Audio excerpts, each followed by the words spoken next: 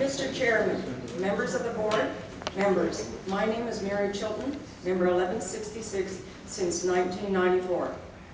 Our board's been telling us that if we don't accept the Twin Waters option, the council will put a road through our golf course, pay us for only the land taken, and leave us nowhere to play golf. I didn't want to, but last November I voted yes, because our board told us that that was the only option we had. Back then I felt fear, anger, and disbelief. How could this be legal? What about our rights? So I started doing research. I have here a copy of the Queensland government website regarding land resumption, and I quote this from the section on compensation. It says, the claimant has the right, insofar as money can allow, to be in the same position as if the land had not been taken. Our position now is that we are a club of 1,300 members that can golf 365 days a year on an 18-hole golf course. That is the position for which we have the right to claim compensation. I talked to a lawyer that specializes in land resumption. He explained to me that most councils want to make a cash settlement since it's a quick and easy result.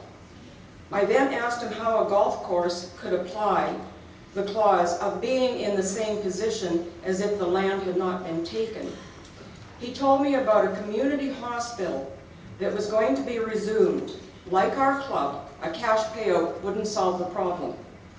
Instead, all they wanted was the replacement of their hospital.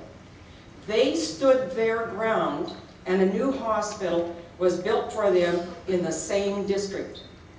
If we insist that the council replace our golf course, the 31 August deadline becomes a non-issue.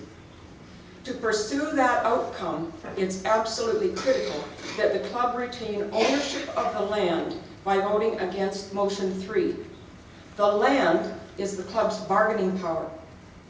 Before you vote on motion 3, I also urge you to take a good hard look at it.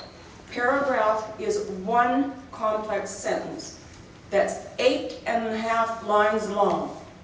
It contains something like 5 different issues. The only way to understand it is to dissect it word by word and clause by clause. Be aware that casting your vote is the same as signing a contract. There's a fundamental rule in legal issues. Do not sign or agree to anything that you do not understand. Also, when something is written in legalese, the author probably does not want you to understand. Motion 3 does not need to be so complex.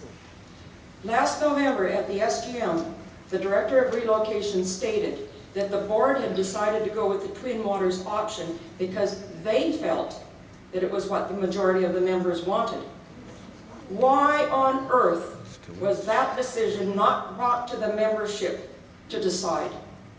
This issue is huge, yet a handful of members who happen to be directors have unilaterally made that decision for our club. That makes the vote today a sham. When a motion is put before the membership, the board of directors also has a fundamental responsibility to ensure a level playing field for the opposing sides to the motion. The board must remain unbiased. How can this possibly be a legitimate vote when the board of directors has been actively campaigning for the yes vote?